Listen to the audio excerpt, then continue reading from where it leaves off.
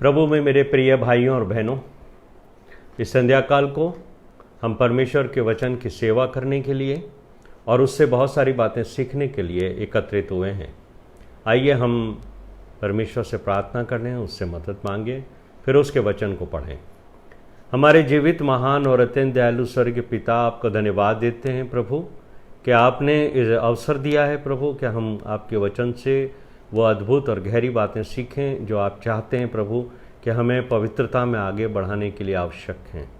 हमारे मुंह की बातें और हमारे दिल के ख्याल तुझे पसंद आए। ऐ हमारी नजात, हमारी चट्टान, हमें फिदिया देने वाले यीशु मसीह के मीठे और मुबारक नाम से मांगते, सुनो कबूल कर, आमीन। मेरे साथ निकाल लीजिए आप निर्गमन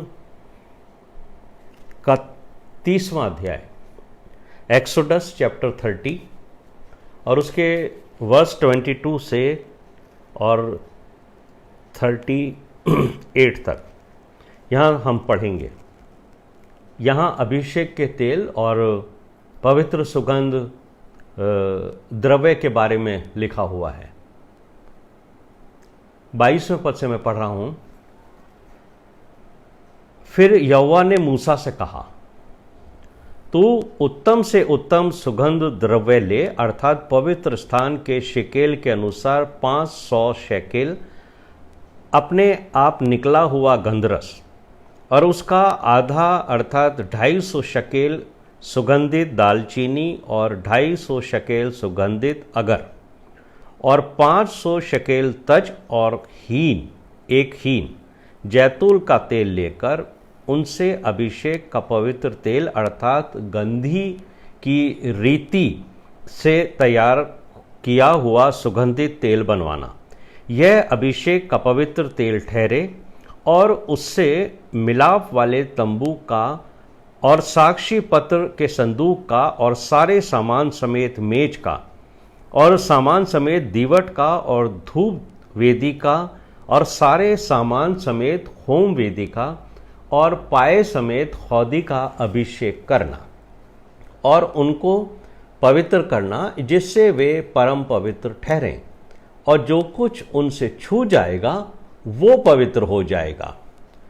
फिर हारून का उसके पुत्रों के साथ अभिषेक करना और इस प्रकार उन्हें मेरे लिए याजक का काम करने के लिए पवित्र करना और इस्राएलियों को मेरी यह आज्ञा सुनाना। यह तेल तुम्हारी पीढ़ी पीढ़ी में मेरे लिए पवित्र अभिषेक का तेल होगा। यह किसी मनुष्य की देह पर ना डाला जाए और मिलावट में उसके समान और कुछ ना बनाना। यह पवित्र है, यह तुम्हारे लिए भी पवित्र होगा। जो कोई इसके समान कुछ बनाए या जो कोई इसमें से कुछ पराये कुल वाले पर लगाए, वो अपने लोगों में से नष्ट किया जाए। अब 34वें पद से और 38वें पद तक पढ़ेंगे। यहां पवित्र सुगंध द्रव्य के बारे में लिखा है। फिर यहोवा ने मूसा से कहा, बोल, नखी और कुंदरू ये सुगंधित द्रव्य शुद्ध लोबान समेत ले लेना। ये सब एक तेल के हों और इनका धूप अर्थात नमक मिलाकर गंधी की रीति के अनुसार चोखा और पवित्र सुगंध द्रव्य बनवाना। फिर उसमें से कुछ पीस कर बारीक कर डालना।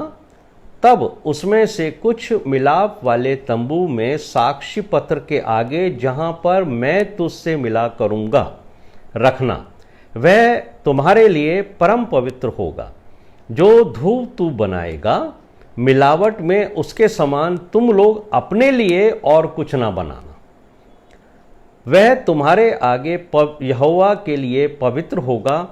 जो कोई सूंघने के लिए उसके समान कुछ बनाए, वो अपने लोगों में से नष्ट किया जाए।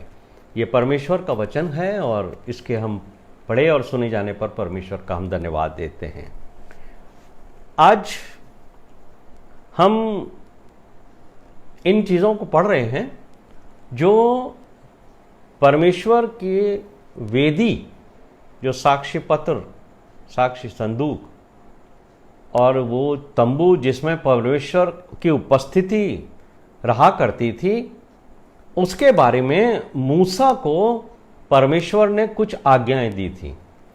और आपको मालूम होगा कि परमेश्वर जो हैं वो जब मूसा से मिलने के लिए यहोवा परमेश्वर पहाड़ पर उतरते थे तो उनकी एक बड़ी स्पष्ट आज्ञा होती थी मूसा को कि कोई भी व्यक्ति तेरे अलावा मेरे पास ऊपर नहीं आना चाहिए, क्योंकि परमेश्वर बहुत पवित्र हैं और परमेश्वर के पास अगर कोई भी अपवित्र वस्तु पहुंचती थी या कोई मनुष्य उस पहाड़ के को छूता भी था तो वो तुरंत नष्ट होता था। तो आप देखेंगे कि परमेश्वर ने सबसे पहले मूसा को जब आमंत्रित किया था, उनको आग में दर्शन दिया था और वहां पर परमेश्वर ने उनको मना किया था कि आप मेरे पास मत आओ। और उसका कारण भी था कि उन्होंने को तब तक परमेश्वर ने उनको पवित्र नहीं किया था। तो हम यहां देखते हैं कि परमेश्वर सिर्फ पवित्र वस्तु, पवित्र चीज और पवित्र मनुष्य को ही अपने पास आने देता है। और जितने भी ये बातें लिखी हुई हैं ये ओल्ड टेस्टामेंट की हैं और ये हमारे लिए सिर्फ मार्गदर्शन है कि हम परमेश्वर की पवित्रता को जानें। आज के समय में ना तो हमें धूप जलाना है, न द्रव्य जलाना है और न ही ये सारी प्रक्रियाएं हमें करनी है जो ओल्ड टेस्टामेंट में है, लेकिन मुझे और आपको इतिहास जानना आवश्यक है। इसलिए ये हमारे लिए लिखी है क्योंकि ये उन लोगों के लिए थी जो व्यवस्था के ऊपर चलते थे और व्यवस्था के मानने वाले लोग थे। तो मूसा के द्वारा क्योंकि व्यवस्था आई थी, इसलिए ये घटना हमने मूसा के द्वारा लिखी गई पुस्तकों में से पढ़ी है। लेकिन मैं और आप जो विश्वासी हैं वो यीशु मसीह के पीछे चलते हैं और हम लोग जो विश्वासी हैं वो अनुग्रह की संतान है और अनुग्रह से परमेश्वर ने हमें बुलाया है। इसलिए प्रभु यीशु मसीह ने एक महत्वपूर्ण बलिदान देकर हम सबों को इन विधियों और प्रक्रियाओं से जो इस्राएलियों के लिए थी, सिर्फ इस्राएलियों के लिए, उससे हमें छुटकारा दे दिया है। यहां जो आज की एक घटना और है जो महत्वपूर्ण घटना है वो हारून और उसके पुत्रों से संबंधित है। जब वो वेदी के सामने परमेश्वर के हुजूर आकर याजकीय सेवा करते थे। मेरे साथ आप निकालिए लेवी व्यवस्था की पुस्तक, उसका 10वां अध्याय, उसके पहले 3 पद जो आज की हमारी बाइबल स्टडी का आधार हैं। लेवी व्यवस्था की पुस्तक, उसका 10वां अध्याय और उसके पहले 3 पद हम पढ़ेंगे और ये जानेंगे कि परमेश्वर के सामने जाने वाले याजक की सेवा करने वाले लोगों को परमेश्वर कितना पवित्र बनाते थे और कितनी पवित्रता की आशा और उम्मीद उनसे रखते थे। और अगर वो पवित्रता में खरे नहीं उतरते थे तो उनको किस तरीके से दंड दिया जा सकता था और दंड दिया गया। तो हम पढ़ेंगे लेवी व्यवस्था का 10वां अध्याय, उसके पहले 3 पद। यहां लिखा है, तब नादाब और अबीहू नामक हारून के 2 पुत्रों ने अपना अपना धूपदान लिया और उनमें आग भरी और उसमें धूप डालकर उस ऊपरी आग को जिसकी आज्ञा यहोवा ने नहीं दी थी यहोवा के सम्मुख अर्पित किया। तब यहोवा के सम्मुख से आग निकली और उन दोनों को भस्म कर दिया और वे यहोवा के सामने मर गए। तब मूसा ने हारून से कहा, यह वही बात है जिसे यहोवा ने कहा था कि जो मेरे पास आए वो अवश्य है कि वह मुझे पवित्र जाने। यह वही बात है जिसे यहोवा ने कहा था कि जो मेरे पास आए अवश्य है कि वह मुझे पवित्र जाने और सारी जनता के सामने मेरी महिमा करे। और हारून चुप रहा। आज हम इस एक ऐसी घटना के ऊपर ध्यान दे रहे हैं जिसमें परमेश्वर ने मिलाप वाले तंबू में इस्राएलियों के बीच में जिन लोगों को याजकीय सेवा के लिए सबसे पहले चुना था।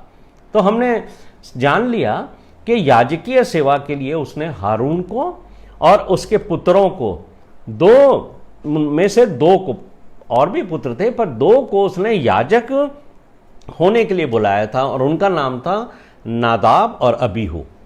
लेकिन अचानक क्या बात हुई जिससे परमेश्वर ने उनको दंड दिया और उनकी मृत्यु हो गई। इस चीज को मैं और आप आज इस अध्याय के द्वारा समझने वाले हैं। इस घटना के पीछे क्या कारण था और आज हमें इससे क्या शिक्षा मिलती है? क्योंकि अब तो हम धूप नहीं चढ़ाते हैं और वेदी के सामने उस तरीके से हम नहीं जाते हैं, लेकिन क्योंकि हमको पवित्र समाज कहा गया है, मुझे और आपको जो एक नई पदवी दी गई है, उसके बारे में पतरस अपनी पहली पत्री में कहते हैं। पहला पतरस 2 अध्याय और उसका 9वां पद, ये मुझे और आपको बताता है कि हम सबों को याजक की पदवी दी गई है। तो देखिए क्या लिखा है, यहां लिखा है, तुम एक चुना हुआ वंश और राजपदधारी याजकों का समाज और पवित्र लोग और परमेश्वर की निज प्रजा हो। यहां पर पतरस मुझे और आपको ये बात स्पष्ट बताते हैं कि जितने विश्वासी हैं, जिन्होंने यीशु मसीह के लहू में अपने पापों की क्षमा प्राप्त की है, वो परमेश्वर की उस निज प्रजा और उस परमेश्वर के परिवार का हिस्सा हो गए हैं, जो यीशु मसीह के द्वारा हमें उनसे जोड़ती है। तो सबसे पहली बात ये होगी कि अब हम परमेश्वर के चुने हुए वंश का हिस्सा हैं यीशु मसीह के द्वारा। फिर हम राजपदधारी हो गए, याजकों का समाज हैं हम, साथ ही हम पवित्र लोग हैं। ये एक सबसे बड़ी डेफिनेशन है कि परमेश्वर का दास पतरस जो है वो हमारे को बताता है कि तुम पवित्र लोग हो, चुने हुए हो, और साथ ही तुम याजकों का समाज हो। तो जो लेवी व्यवस्था की हमने पुस्तक में से 10वें अध्याय के पहले 3 पद पढ़े हैं, इस घटना को में हम देखेंगे कि नादाब और अबीहू जो हारून के पुत्र थे, जिन्हें मूसा ने परमेश्वर की आज्ञा के अनुसार उनका अभिषेक कर कर उन्हें सारी इस्राएली मंडली के सामने पवित्र किया था। तो अभिषेक करना, उनको पवित्र करना, और फिर उनको ही, जिसको पवित्र किया जाएगा, पूरी मंडली के सामने वही व्यक्ति याजकीय सेवा के लिए आगे बढ़ाया जाएगा। और आज भी हम देखते हैं कि जब हमारे यहाँ पास्टर्स ऑर्डिनेशन होता है तो उनको अलग किया जाता है मंडली से, उसके बाद उनको पवित्र किया जाता है परमेश्वर की वचन और आशीष के द्वारा, फिर वो परमेश्वर की सेवा के योग्य ठहरते हैं। तो उनका जो अभिषेक था वो सारी इस्राएली मंडली के सामने हुआ था। और ये बात अगर आप पढ़ना चाहते हैं तो बाद में अब लेवी व्यवस्था का 8वां अध्याय पढ़ेंगे तो यहां आपको ये घटना मिल जाएगी। लेकिन जैसे ही नादाब और अबीहू ने अपना अपना धूपदान लिया, उसमें आग भरी और उसमें धूप जलाकर वो यहोवा परमेश्वर के सामने उन्होंने अर्पित किया, तो उसी क्षण जैसे ही उन्होंने उस आग को परमेश्वर के सामने अर्पित किया, उसी क्षण यहोवा की ओर से आग निकली और इन दोनों को उस आग ने भस्म कर दिया। अब एक तरफ तो हम देखते हैं कि इन दोनों को, जो हारून के बेटे थे नादाब और अबीहू, इनको मूसा ने पवित्र किया था और याजकीय सेवा के लिए परमेश्वर की आज्ञा के अनुसार ठहराया था, और उन्होंने वो काम किया जो याजकों को करना था। लेकिन फिर भी परमेश्वर के उपास से एक ऐसी आग उनके ऊपर गिरी, उससे वो भस्म हो गए। तो हमें यह सीखना है और समझना है कि उनसे गलती क्या हुई थी जिसकी वजह से उनके ऊपर आग पड़ी, और हमें क्या शिक्षा मिलती है उससे। अगर आप निर्गमन का 30वां अध्याय पढ़ेंगे जो आज हमने पढ़ा, तो उसमें मैं एक बार फिर उसको दोहरा रहा हूं आपको कि परमेश्वर ने मूसा को अभिषेक का पवित्र तेल बनाने की विधि दी थी कि तुझे अभिषेक करने के लिए जो पवित्र तेल बनाना है उसमें किन किन चीजों को लेना है, वो पवित्र तेल बनाएंगे उससे, और जो अभिषेक का पवित्र तेल बनेगा उसके द्वारा ही तुम्हें इनको पवित्र करना है। यह आपको निर्गमन का 30वां अध्याय उसके 30वें पद में मिलेगा। यानी यहां स्पष्ट तौर से परमेश्वर ने मूसा को आज्ञा दी है कि हारून के पुत्रों के साथ को अभिषेक करना, और इस प्रकार मेरे लिए वो याजक का काम करने के लिए पवित्र करना उनको इस पवित्र तेल के द्वारा। ये पवित्र तेल पहले बनाया जाएगा, फिर इस पवित्र तेल के द्वारा मूसा जो हैं वो इन दोनों बेटों को, हारून के, इनको पवित्र करेंगे, इस अभिषेक के तेल से, उसके बाद ही ये दोनों लड़के परमेश्वर के लिए याजक का काम करेंगे। एक और महत्वपूर्ण बात यहां पर परमेश्वर ने आज्ञा दी थी जो इस तेल के विषय में है, वो आपको 32वें पद में मिलती है। इस अभिषेक के तेल को किसी और मनुष्य की देह पर नहीं डाला जाना चाहिए। यानी ये जो पवित्र तेल है उन लोगों के शरीर को टच करेगा जिनको परमेश्वर ने अपने सम्मुख याजक की सेवा के लिए चुना है और उनको इस पवित्र तेल के द्वारा अभिषेक किया उनका जाएगा। यानी साथ ही ये भी जो है इंस्ट्रक्शन दिया गया था कि इस पवित्र तेल का जो फॉर्मूला है जिससे इस पवित्र तेल को बनाया गया है उसका यूज करके तुम कोई डुप्लीकेट या तुम्हारे अपने लिए कोई पवित्र तेल मत बना लेना, क्योंकि ये तेल पवित्र है और तुम सब इस तेल को पवित्र जानना। परमेश्वर कहते हैं ये तेल अभिषेक के लिए है, पवित्र तेल है, तुम भी इसको पवित्र जानना और तुम में से कोई इसको यूज ना करे। निर्गमन का 30वां अध्याय 34 वर्ष से 36 वर्ष तक में परमेश्वर ने मूसा को पवित्र सुगंध द्रव्य बनाने की विधि भी बताई थी। जैसे उन्होंने अभिषेक के तेल के लिए बताया था, उसी तरीके से परमेश्वर ने मूसा को सुगंध पवित्र द्रव्य बनाने की विधि बताई थी और साथ ही एक वार्निंग भी दी थी कि तुम इस फॉर्मूले के यूज को यूज करके अपने लिए कोई सुगंध द्रव्य मत बना लेना, क्योंकि ये परमेश्वर के लिए बनाए गए हैं, परमेश्वर के लिए अति पवित्र हैं। इसलिए हर कोई मनुष्य इसको यूज नहीं कर सकता है और ये जो फॉर्मूला है जिससे बनाए जाएंगे किन किन चीजों से, उनको भी तुम अपने लिए इस्तेमाल मत करना, क्योंकि ये सिर्फ परमेश्वर के लिए पवित्र हैं। 38वें पद के अंदर जो वर्ष 38 है उसमें लिखा है, स्पष्ट कर दिया परमेश्वर ने कि यदि कोई व्यक्ति ऐसा तेल अपने लिए बनाएगा तो वो नष्ट कर दिया जाएगा।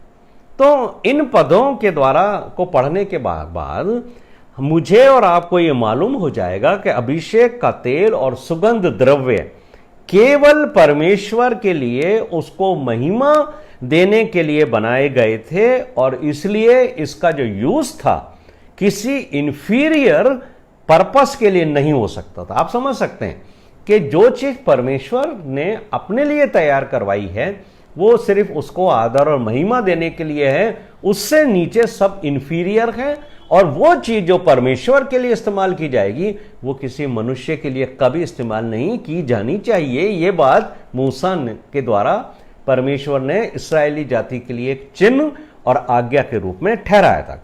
तो परमेश्वर ने अपने सम्मुख इस पवित्र द्रव्य को जलाने के लिए, ये एक और महत्वपूर्ण आज्ञा है, बड़ी आज्ञाएं हैं लेकिन एक और महत्वपूर्ण आज्ञा देखिए कि जो धूप जलाया जाएगा सिर्फ उसके लिए परमेश्वर ने हारून को ऑथराइज किया था।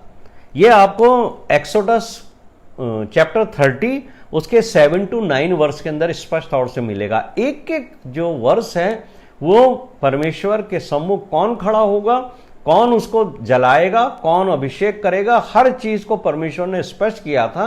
इसमें कोई गलती नहीं होनी चाहिए, ये स्पष्ट आदेश थे। तो देखिए 7वें पद में ये लिखा हुआ है एक्सोडस 30 वर्ष 7 में, हारून को सुगंधित धूप जलाया करे। और 9वें जो वर्ष है वर्ष 9 उसमें लिखा है वेदी पर किसी और तरह का अन्य प्रकार का धूप जलाने की अनुमति वहां पर नहीं थी।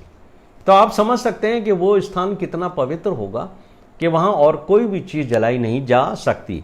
हम जो यीशु मसीह के चेले हैं, हम जो विश्वासी हैं, मसीही कहलाते हैं, उन्हें परमेश्वर ने का धन्यवाद देना चाहिए कि जिसने हमें धूप जलाने से इतनी छूट दे दी है, उसने हमें बलिदान के लिए छूट दी है। और तो और यीशु मसीह में जब हम उसका यीशु मसीह का सहारा लेकर वेदी के सामने भी खड़े होते हैं तो सबको परमेश्वर ने अपने पास आने की अनुमति दी है। इब्रानियों का 9वां अध्याय उसके 11 से 14 पद के अंदर यह बात स्पष्ट की गई है कि यीशु मसीह जो हैं वो हमारा महायाजक है और उसने इस विधि को जो परमेश्वर ने मूसा के द्वारा इस्राएलियों को ठहराई थी, जो यहूदियों के लिए थी, और क्योंकि यीशु मसीह यहूदी थे इसलिए उन्होंने ये सब विधियां भी पूरी करी। इसलिए यीशु मसीह ने कहा था मत्ती के 5वें अध्याय के 19वें पद में कि मैं व्यवस्था को पूरा करने आया हूं, और जब मैं व्यवस्था को पूरा कर दूंगा फिर मेरे पीछे चलने वाले विश्वासियों को व्यवस्था के ऊपर चलने की कोई आवश्यकता नहीं है, उनके लिए मेरा अनुग्रह ही बहुत है।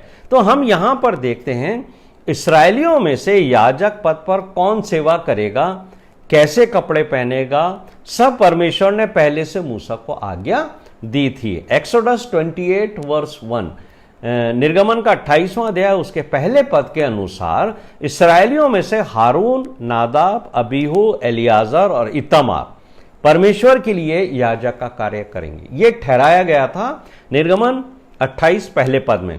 लेकिन लेवी व्यवस्था 10, 1 और 2 के अंदर जो घटना हुई है उसमें नादाब और अबीहू को जो दंड मिला है, ये बड़ा कॉम्प्लिकेटेड सिंध है। एकदम से इसको हम पढ़ते हैं तो हमें समझ में नहीं आता कि आखिर इनसे गलती क्या हो गई कि परमेश्वर ने इनको ऐसा दंड दिया कि तुरंत इनकी मृत्यु हो गई। तो बड़ा कॉम्प्लिकेटेड सिन तो है। देखते हैं कि वो क्या चीज थी जिसकी वजह से इन दोनों को परमेश्वर ने दंड दिया। तो ये बड़ा कॉम्प्लिकेटेड सिन है, इसलिए आप इससे ध्यान से सुनिए। बाइबल में लिखा हुआ है कि उन्होंने अपना धूपदान लिया। देखिए लेवी व्यवस्था का 10वां अध्याय 1 और 2 पद के ऊपर आप अपना ध्यान रखिए, इसको खोल लीजिए मेरे साथ। यहां पर लिखा हुआ है उन्होंने अपना अपना धूपदान लिया, जबकि उनको पवित्र धूपदान लेने थे। वहां पर परमेश्वर के पास हर वो चीज जाएगी जो पवित्र की गई हो। मूसा को परमेश्वर ने कहा था जो पवित्र किए जाएंगे वही बर्तन मेरे सामने लाएंगे। तो जो धूपदान था वो पवित्र धूपदान नहीं लेके उन्होंने अपना जो रूटीन के अंदर उनके पास धूपदान हुआ करता था वो लेकर के वो लोग चढ़ गए। यहां साफ लिखा है उन्होंने अपना अपना धूपदान लिया। लेकिन उनको कौन सा धूपदान लेना चाहिए था? जो इस कार्य के लिए मूसा के द्वारा पवित्र किया गया हो। दूसरा जो उन्होंने गलती करी उसमें दोनों ने एक साथ जो है इसको ऑफर किया। इस वेदी के ऊपर दोनों एक साथ आ गए और इसको अर्पित किया, जबकि इस कार्य को करने के लिए एक व्यक्ति ऑथराइज था। 2 व्यक्ति एक साथ नहीं आ सकते थे। परमेश्वर ने सिर्फ एक व्यक्ति को ऑथराइज किया था और वो था हारून, जो याजकों में सबसे बड़ा था। ये आपको एक्सोडस 37 और 8 वर्ड्स में मैंने आपको पढ़ के बताया। निर्गमन का 30वां अध्याय 7 और 8 में के हारून को इस कार्य के लिए मूसा के द्वारा परमेश्वर ने ऑथराइज किया था कि वो ही धूप जलाएगा, है ना। तीसरी बात जो थी उन्होंने जो की थी वो एक ढिठाई का पाप था। वो क्या पाप था कि उन्होंने हाई प्रीस्ट का काम अपने हाथ में ले लिया। जो काम हारून को करना था वो उन्होंने अपने हाथ में ले लिया। ये आपको मिलेगा लेवी व्यवस्था का 16वां अध्याय उसके 11 से और 13 पद पर। यहां पर स्पष्ट है 11वें पद में कि हारून ही इस कार्य को करेगा और कोई व्यक्ति परमेश्वर के सामने इस कार्य को नहीं करेगा। सबके कार्य अलग अलग परमेश्वर ने ठहराए थे, बावजूद उसके कि जो कार्य हारून को करना था वो कार्य दोनों बेटों ने एक साथ मिलकर किया। चौथी बात जो था उनका जो महापाप था, जो मेन सिन था उनका, वो है क्या था? उन्होंने अपने धूपदान ऊपरी आग से, है ना, ऊपरी आग यहां लिखा हुआ है, जो वर्ड हिंदी में इस्तेमाल किया गया है वो है ऊपरी आग। उन्होंने अपने धूपदान में ऊपरी आग ली। कुछ बाइबल के ऐसे वर्जन है जिसमें लिखा है अपवित्र आग ली। अगर आप इंग्लिश की बाइबल पढ़ते हैं तो वहां पर लिखा है प्रोफेन फायर। प्रोफेन फायर भी जो होती है वो मतलब अपवित्र ही कहलाती है। वहां कुछ बाइबल के ऐसे ट्रांसलेशन है जहां लिखा है अनऑथराइज्ड फायर, यानी उन्होंने अपने धूपदान में उस आग को लिया जो ऑथराइज नहीं थी, परमेश्वर के द्वारा पवित्र की गई नहीं थी। उन्होंने अपने पास से कोई धूप ले ली। यानी अगर एनएलटी की एनएलटी की अगर आप बाइबल पढ़ोगे, न्यू लिविंग ट्रांसलेशन की, तो वहां पर wrong kind of fire word इस्तेमाल किया गया है। रॉन्ग प्रोफेन फायर तो न्यू किंग जेम्स वर्जन में है, लेकिन एनएलटी में इसको लिखा है रॉन्ग काइंड ऑफ फायर, है ना। उन्होंने अपने धूपदान उससे भर लिए, जबकि धूपदान सिर्फ वेदी का जो ऑल्टर, यानी जो ऑल्टर था उससे जो पवित्र आग थी उसमें, उसी से भरना था। पवित्र आग के अलावा उनको अपने धूपदान किसी भी आग से नहीं भरना था। यह बात लेवी व्यवस्था के 16वें अध्याय के 12वें पद में स्पष्ट तौर से लिखी हुई है। जो वेदी यहोवा के सम्मुख है, वहां पर यह लिखा, जो वेदी यहोवा के सम्मुख है उसी पर के जलते हुए कोयले में से भरे हुए धूपदान को लेकर यहोवा के सम्मुख जाना था। यानी आप समझ सकते हैं कि जो परमेश्वर के सामने वेदी है, उसमें जो आग जल रही है, जिसको इस वेदी को पवित्र किया गया है, वही आग में से लेकर धूपदान में रखकर परमेश्वर के सम्मुख जाने की अनुमति थी। इसके अलावा कोई आग परमेश्वर के सम्मुख नहीं जानी थी। तो वेदी की जो आग थी वो पवित्र आग होती थी परमेश्वर के द्वारा, और इस आग के छूने से, स्पष्ट बात है, इस आग के छूने से अपवित्र वस्तु, कोई भी अपवित्र चीज है, वो पवित्र हो जाती थी।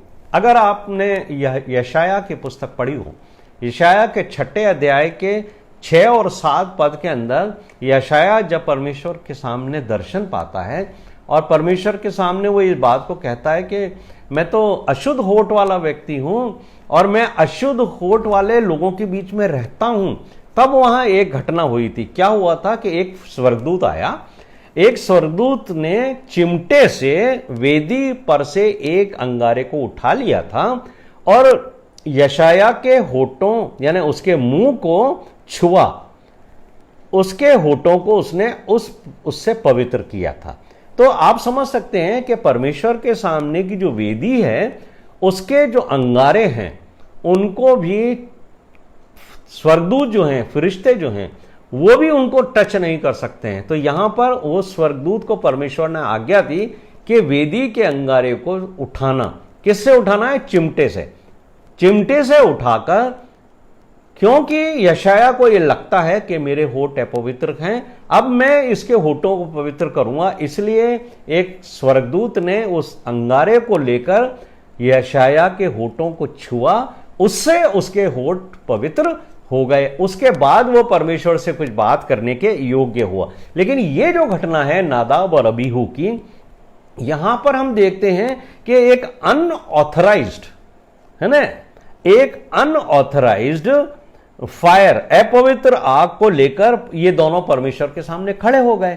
और क्योंकि कोई भी अपवित्र चीज परमेश्वर के सामने नहीं लाई जा सकती है, इसलिए कोई भी अपवित्र चीज उस समय, मूसा के समय, परमेश्वर के सामने नहीं लाई जा सकती थी। इसलिए परमेश्वर की उपस्थिति से परमेश्वर की क्रोध की जो आग थी वो उनके ऊपर टूट पड़ी और वो तुरंत दोनों भस्म हो गए। और ये बात तो मूसा पहले भी जानता था, क्योंकि मूसा को परमेश्वर ने यह आज्ञा दे रखी थी कि जब तू मेरे पास पहाड़ी के ऊपर आए तो ये जो पहाड़ है इसके चारों तरफ बाड़ा बांधना, कि कोई मनुष्य, कोई भी जानवर गलती से भी अगर इस पहाड़ के पास आ गया तो वो, क्योंकि अपवित्र है, परमेश्वर बहुत पवित्र है, और परमेश्वर के पास अगर गलती से कोई अपवित्र चीज चली गई तो वो उसी समय भस्म हो जाती थी। तो ये आज्ञा वहां भी लागू थी, और जब परमेश्वर ने अपने सामने याजकों को ठहराया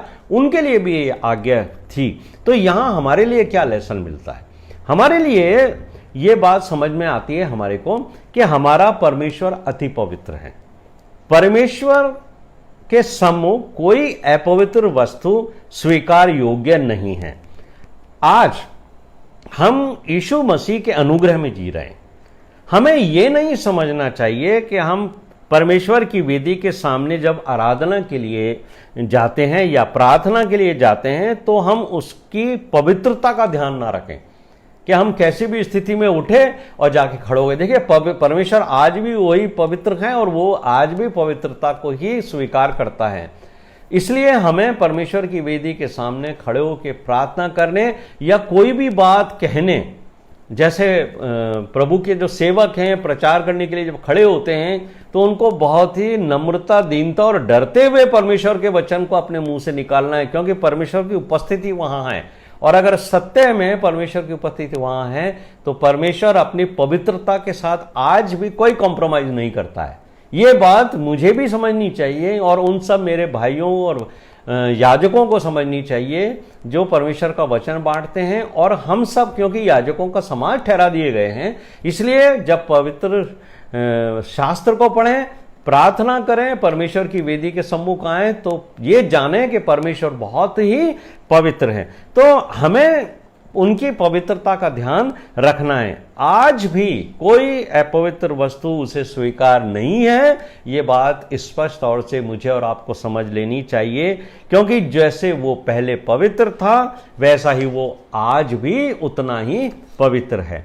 यीशु मसीह के लहू के द्वारा हम पवित्र हुए, इसलिए हमें यह हियाव होता है कि हम उसकी उपस्थिति में खड़े हो सकते हैं।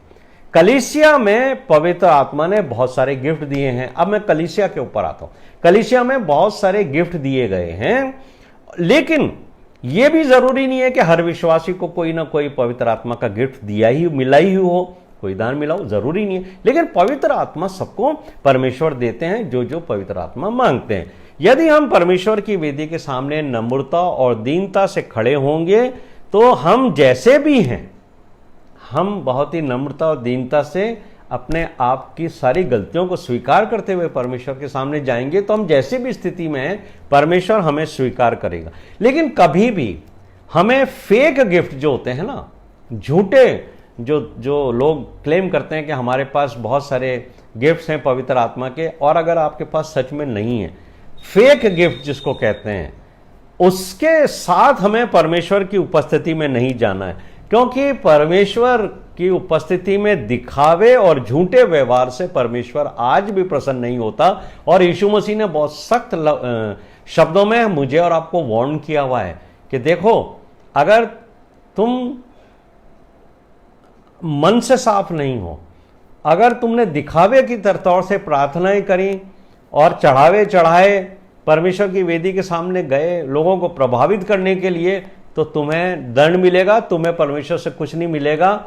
और तुम मनुष्य को तो प्रभावित कर सकते हो, लेकिन तुम परमेश्वर को प्रभावित नहीं कर सकते, क्योंकि परमेश्वर मनों को जानने वाला परमेश्वर है। आजकल बहुत सारे लोगों को अन्य भाषा बोलने का गिफ्ट चाहिए। मैंने पिछले शुक्रवार को भी इस बात के ऊपर बोला था, अन्य भाषा के जो गिफ्ट हैं बोलने का, पवित्र आत्मा का जो दान है कि लोग अन्य भाषा में बोलें। लेकिन बहुत सारे लोगों के मन में यह अभिलाषा रहती है, इच्छा रहती है कि हमें अन्य भाषा बोलने का गिफ्ट मिले, जबकि मैंने पिछले दफा आपको ये स्पष्ट तौर से कहा कि जब आप अपनी भाषा बोलने वालों के बीच में काम कर रहे हैं, बातचीत कर रहे हैं, जब आप हिंदी बोल सकते हैं और हिंदी सुनने वालों के बीच में प्रचार कर रहे हैं, तो वहां परमेश्वर आपको अन्य भाषा की आवश्यकता नहीं चाहता, और किसी कोई आवश्यकता नहीं कि आप अपनी लोगों के बीच में अन्य भाषा बोलें। लेकिन ये बात समझ लीजिए कि अगर आपको अन्य भाषा की इच्छा है कि आपके अंदर ये टंग्स बोलने की भाषा बोलने का सच्चा वरदान मिल जाए, तब तो ठीक है। ये सच्चा वरदान आपको मिला है कि आपको सच्ची अन्य भाषा बोलने का वरदान मिला है, तो आप अपने बंद कमरे में जाइए, वहां प्रार्थना कीजिए, क्योंकि अन्य भाषा आपके और परमेश्वर के बीच में संपर्क की भाषा है। लेकिन अगर आपने झूठी फेक जो अन्य भाषा होती है, जो परमेश्वर की तरफ से नहीं लेकिन शैतान की तरफ से मनुष्यों को दे दी जाती है, ये सोच करके कि हमें भी अन्य भाषा बोलने का एक वरदान मिल गया ताकि हम लोगों को प्रभावित कर सकें, तो यहां पर मैं आपको बता देना चाहता हूं कि ये जो 2, 4, 5 शब्द हम बोलते हैं हड़बड़ गड़बड़ करके, जो किसी को समझ में नहीं आता है, मैं आपको पहले भी बता चुका हूं, ये अन्य भाषा नहीं है। और अगर आप में से कोई व्यक्ति इस झूठी अन्य भाषा को लेकर परमेश्वर की वेदी के सामने खड़ा होकर, चाहे वो प्रार्थना करते हुए चाहे प्रचार करते हुए, अगर इन लैंग्वेजेस को बोलेगा जो अन्य भाषा नहीं है, तो याद रखिए कि उसका भी वही हाल होगा जो नादाब का और अबीहू का हुआ था, क्योंकि आप पवित्र नहीं जानते हैं। अगर आपके पास होली स्पिरिट है, आपको टंग्स बोलने के लिए परमेश्वर ने अनुमति दी है, आप जरूर से बोलें, लेकिन अकेले में बोलना है। कलीसिया में बोलने की मनाही है, ये आपको पौलुस ने पहले कुरिन्थियों के 14वें अध्याय में स्पष्ट तौर से बता दिया है। इसलिए अगर आप दिखावे की बात लेके आज भी परमेश्वर की वेदी के सामने खड़े होकर के इन शब्दों के द्वारा लोगों को प्रभावित करना चाहते हो, तो याद रखना कि ये जो नाबाद और अबीहू को दंड मिला था वो आपके ऊपर आ सकता है। वो बात अलग है कि आज प्रभु यीशु मसीह के अनुग्रह की वजह से हमें तुरंत दंड नहीं मिलता है, लेकिन ये तो सत्य है कि ये दंड हमारा परमेश्वर हमारे लेखे में जरूर लिख लेगा, क्योंकि परमेश्वर अपने सामने काउंटरफीट स्पिरिट, अशुद्ध आत्मा, जो जाली आत्मा है, झूठी आत्मा है, उससे भरकर 2 4 5 शब्द बोलने वालों को अपने सामने स्वीकार नहीं करेगा, क्योंकि परमेश्वर बहुत पवित्र है। आप ये जान लीजिए कि इस तरीके की झूठी भाषा बोलने वालों का, झूठ बोलने वालों का अंत जो है वो आग और गंधक की झील में होगा। ये बात प्रकाशित वाक्य के 21 अध्याय के 8वें पद में स्पष्ट लिखी हुई है। क्या लिखा है कि सब झूठों का भाग उस झील में मिलेगा जो आग और बंधक से जलती रहती है। परमेश्वर हमें इस वचन के द्वारा हमें यह समझाना चाहते हैं कि देखो, मनुष्य भले ही तुमसे प्रभावित हो जाए कि तुम टंग्स में बोल रहे हो, लेकिन अगर सच में तुम्हारे पास टंग्स नहीं है, तुम्हें अन्य भाषा का वरदान नहीं, तो मेरी वेदी के सामने अगर तुमने ये ढोंग किया तो याद रखना कि तुम्हारा अंत जो है वो स्वर्ग में नहीं होगा, अनंत जीवन में, बल्कि तुम वहां पर अनंत आग के अंदर जाओगे। परमेश्वर हमें आज इस संदेश के द्वारा अपनी पवित्रता को स्मरण दिलाना चाहता है कि मैं आज भी वही पवित्र परमेश्वर हूं जो अब्राहम और मूसा के समय था। ये बाइबल अध्ययन मेरे को और आपको ये याद दिलाने के लिए दिया गया है, जो इब्रानियों के 10वें अध्याय के 31वें पद में एक वार्निंग देता है, जो न्यू टेस्टमेंट में अंदर है। हिब्रू चैप्टर 10 वर्स 31 क्या लिखा है वहां? जीवते परमेश्वर के हाथों में पड़ना भयानक बात है। अगर आप सही में सच्चे और पवित्र नहीं है, परमेश्वर की वेदी के सामने जाते हुए ध्यान रखना। वाय क्यों मैं कह रहा हूं? इब्रानियों का 12वां अध्याय उसके 29 पद में स्पष्ट तौर से लिखा हुआ है कि हमारा परमेश्वर जल उठने वाली आग है। He is a consuming fire. वो मुझे और आपको कंज्यूम कर देगा। इसलिए बहुत जल्द डरते हुए, बहुत ही नम्रता और दीनता से परमेश्वर की वेदी के सामने जाना। और मैं बहुत सारे चर्चेज में जब जाता हूं प्रचार करने, तो मैं उनकी वेदी के ऊपर एक बात लिखा हुआ पढ़ता हूं।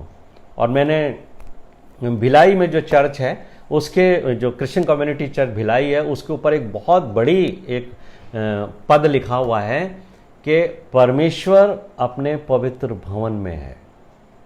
इसलिए हर व्यक्ति बहुत ही खामोशी के साथ, नम्रता और दीनता के साथ परमेश्वर के सामने उपस्थित हो, because our God is a consuming fire. आइए हम प्रार्थना करें।